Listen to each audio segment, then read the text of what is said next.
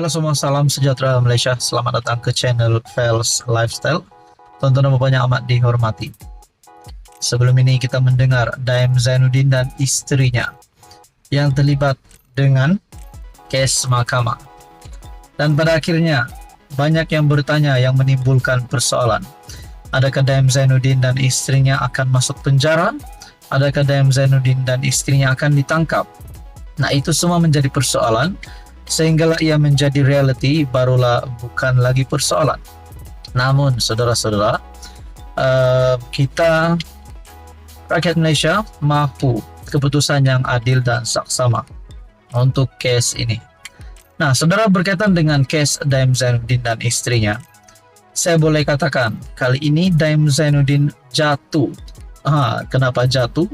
Bukan jatuh daripada kerusi, jatuh daripada meja, ataupun jatuh semasa berjalan, bukan. Tetapi jatuh kerana ditolak, sekali lagi ditolak.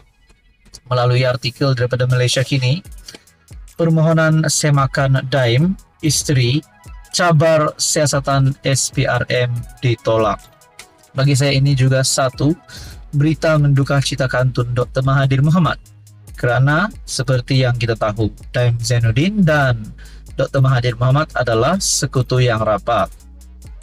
Bekas Menteri Kewangan Daim Zainuddin dan keluarganya gagal dalam rayuan untuk mendapatkan kebenaran meneruskan semakan kehakiman terhadap siasatan Suruhanjaya Pencegahan Rasuah Malaysia terhadap mereka. Panel 3 hakim Mahkamah Rayuan yang dipengerusikan Azizah Nawawi sebulat suara menolak rayuan itu petang ini, bertarik 9 Mei. Dua lagi hakim yang mendengar permohonan itu ialah Hashim Hamzah dan Azizul Azmi Adnan.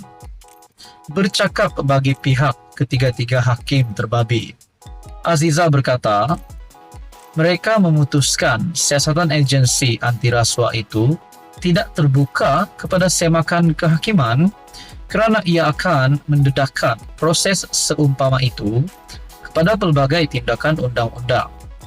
Pada 4 Mac lalu, Mahkamah Tinggi KL menolak permohonan Daim dan keluarganya untuk mendapatkan kebenaran meneruskan semakan kehakiman kes berkenaan.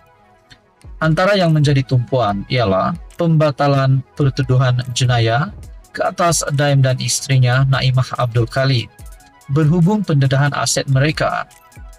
Hakim Wan Ahmad Farid Wan Saleh memutuskan pemohon gagal menunjukkan terdapat malafaid ataupun niat buruk dalam siasatan SPRM terhadap mereka.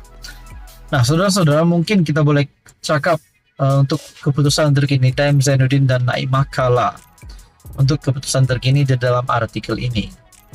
Dia juga berpendapat syak wasangka wujud malafaid sahaja tidak mencukupi untuk mereka mendapatkan kebenaran berkenaan.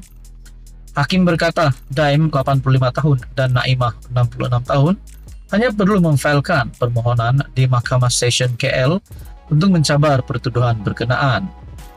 Menurut Hakim, itu lagi dakwaan pasangan terbabit bahawa siasatan ke atas mereka bermotifkan politik sepatutnya dibangkitkan di Mahkamah Jenayah dan bukannya di Mahkamah Sivil.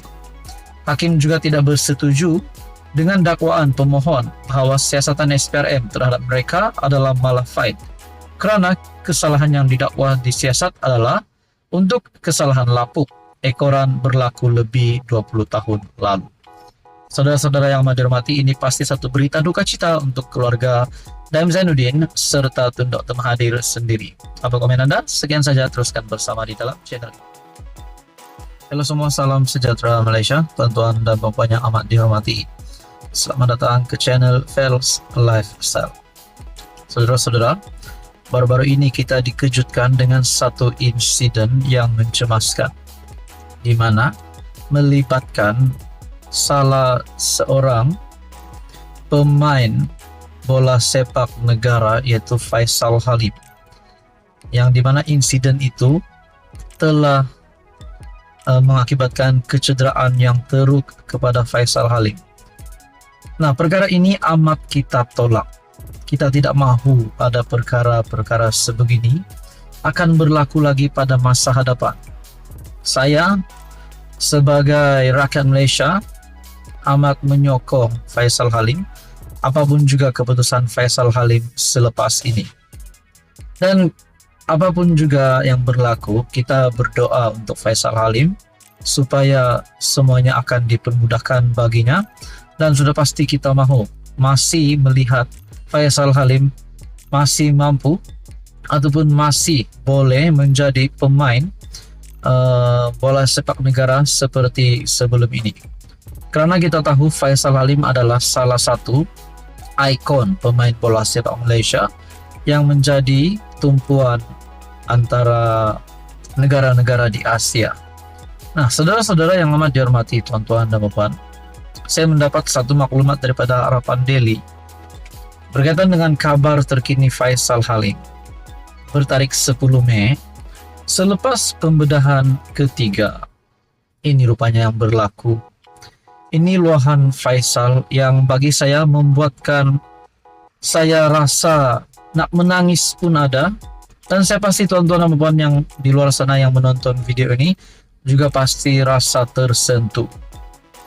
Pemain Selangor FC Faisal Halim selesai mengharungi pembedahan ketiga di sebuah hospital swasta malam tadi.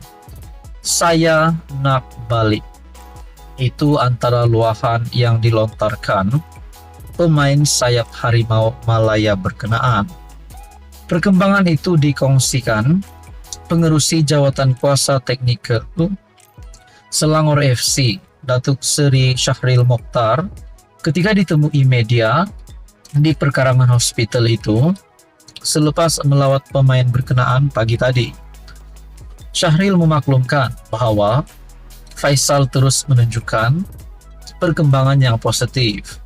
Katanya Faisal yang lebih mesra disapa Mickey dalam kalangan peminat itu tidak boleh duduk diam dalam bilik unit rawatan rapi ICU ketika ini. Dia steady dan kata saya nak balik. Itulah semangat dia yang lain sikit sebab dia pun dah mula jalan dalam bilik. Sebab dia memang seorang yang aktif dan pemain bola sepak. Dia pun dah boleh pergi bilik air dengan sendiri. Dan bagi saya ini sememangnya satu perkembangan yang positif untuk hari ini. Cuma apabila dia dah mula nak berjalan dan betul-betul bersemangat, itu sangat membanggakan. Mickey sentiasa jadi Mickey, cuma pergerakannya agak terbatas dengan balutan di badannya dipetik BH.